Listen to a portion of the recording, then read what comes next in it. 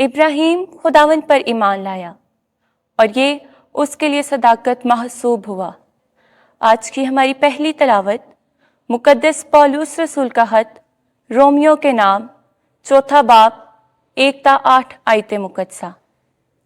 اے بھائیو، ہم کیا کہیں کہ ابراہیم نے جو جسم کی نسبت ہمارا باپ ہے کیا پایا؟ کیونکہ اگر ابراہیم اعمال سے صادق ٹھہرایا جاتا تو اس کو فخر کی جگہ ہوتی، مگر خدا کے آگے نہیں، کیونکہ نوشتہ کیا کہتا ہے کہ ابراہیم خدا پر ایمان لایا اور یہ اس کے لیے صداقت محسوب ہوا۔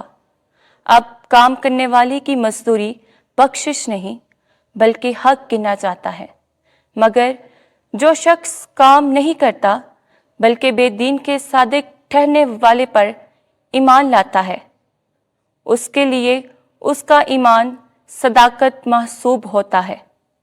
چنانچہ داؤد بھی اس آدمی کی نیک بختی کا ذکر کرتا ہے جس کے لیے خدا بغیر اعمال کے صداقت محسوب کرتا ہے۔ مبارک ہے وہ جن کے گناہ بخشے گئے اور جن کی خطائیں ڈانپی گئیں۔ مبارک ہے وہ آدمی جس کی تقصیر خداوند حساب میں نہیں لاتا۔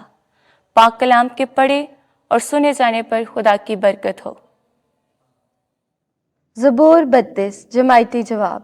اے خداوند، تو میری جائے پناہ ہے۔ مبارک ہے وہ جس کا گناہ بخشا گیا اور جس کی خطا ڈھانپی گئی ہے۔ مبارک ہے وہ آدمی جس کی تقصیر خداوند حساب میں نہیں لاتا، جس کے دل میں مکر نہیں۔ جماعتی جواب۔ اے خداوند، تو میری جائے پناہ ہے۔ میں نے تیرے پاس اپنے گناہ کا اقرار کیا اور اپنا قصور نہیں چھپایا۔ میں نے کہا کہ میں خداوند کے آگے اپنے گناہ کا اعتراف کرتا ہوں اور تو نے میری خطا کی بدی بخش دی۔ جماعتی جواب۔ اے خداوند، تو میری جائے پناہ ہے۔ اے صادقو، خداوند میں خوش ہو اور شادمانی کرو۔ اے سارے راست دلو، خوشیاں مناؤ۔ جماعتی جواب۔ اے خداوند، تو میری جائے پناہ ہے۔ خداوند آپ کے ساتھ ہو۔ انجیل مقدس لوکا کے مطابق اے خداوند تیری تمجید ہو۔ 12واں باب 1 سے 7 آیت تک۔ تمہارے سر کا ایک ایک بال بھی گنا ہوا ہے۔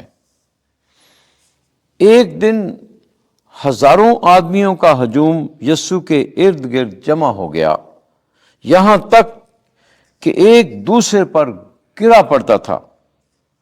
تو یسوع پہلے اپنے شاگردوں سے کہنے لگا کہ فریسیوں کے خمیر سے یعنی ریا سے خبردار رہو، کیونکہ کوئی چیز ڈھپی نہیں جو ظاہر نہ کی جائے گی، اور نہ کوئی چیز چھپی ہے جو جانی نہ جائے گی۔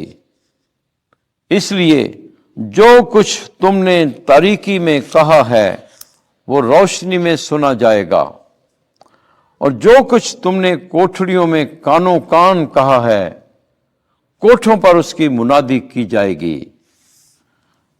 تم عزیزوں سے میں کہتا ہوں کہ ان سے نہ ڈرو جو بدن کو قتل کرتے ہیں اور اس کے بعد کچھ اور کر نہیں سکتے، لیکن میں تمہیں جتاتا ہوں کہ کس سے ڈرو۔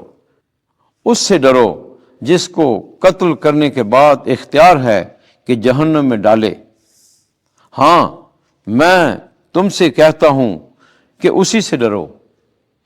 کیا 2 پیسے کی 5 چڑیاں نہیں بکتی؟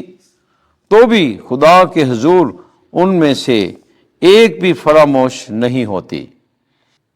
بلکہ تمہارے سر کے سب بال بھی گنے ہوئے ہیں، اس لیے نہ ڈرو، تم تو بہت چڑیوں سے زیادہ قدر رکھتے ہو۔ انجیل مقدس کے وسیلے سے ہمارے گناہ معاف کیے جائیں۔ اے مسیح، تیری ستائش ہو۔